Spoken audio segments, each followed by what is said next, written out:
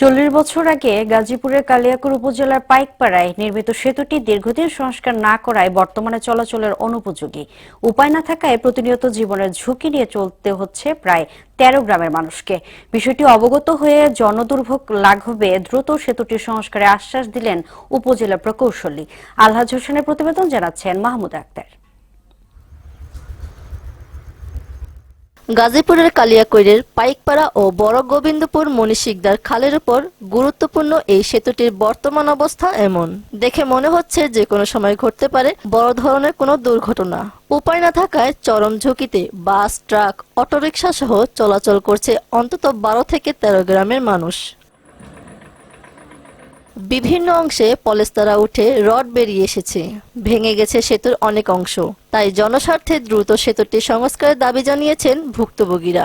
দীর্ঘদিন সংস্কার না হওয়ায় প্রশ্ন উঠেছে সংশ্লিষ্ট দপ্তরের দায়িত্বশীলতা নিয়েও। ব্রিজের মাঝখানের পার্টটুকু খুলে যাওয়ার কারণে অল্প একটু সামান্য বাইজে রয়েছে। এখন এটা কোন সময় একটা ঝুঁকিপূর্ণ ব্রিজটা, এখন কোন সময় একটা দুর্ঘটনা ঘটে যায় এটা বলা যায় না। অর্ধেকটুকু ভেঙে গেছে এবং এটার পুরাটাই আপনার খুবই রিস্কি। এটা এখানে চলাচল করা, যে কোনো একটা পিকআপ উঠলে বা একটা অটো উঠলে আপনি এই ব্রিজের উপরে দাঁড়িয়ে থাকলে দেখবেন যে হ্যাঁ এটা খুব নাড়াচাড়া করতেছে। ব্রিজটা খুবই ঝুঁকিপূর্ণ হয়ে গেছে। এখন একটা গাড়ি উঠলে এই ব্রিজটা যেরকম কাঁপে, মনে হয় যেটা ভেঙে পড়ে যাবে, এরকম একটা পরিস্থিতি হয়ে গেছে এই ব্রিজটা। সরকারের কাছে একটা আবেদন যে এই ব্রিজটা যাতে ঠিক করে দেয়।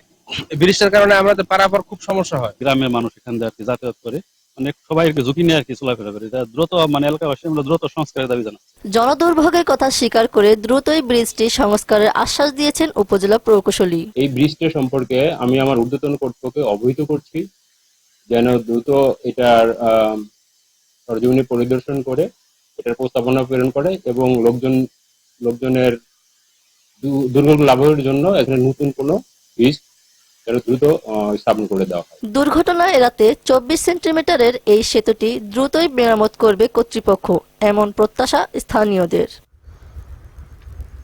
মাহমুদ আক্তার, মোহনা সংবাদ।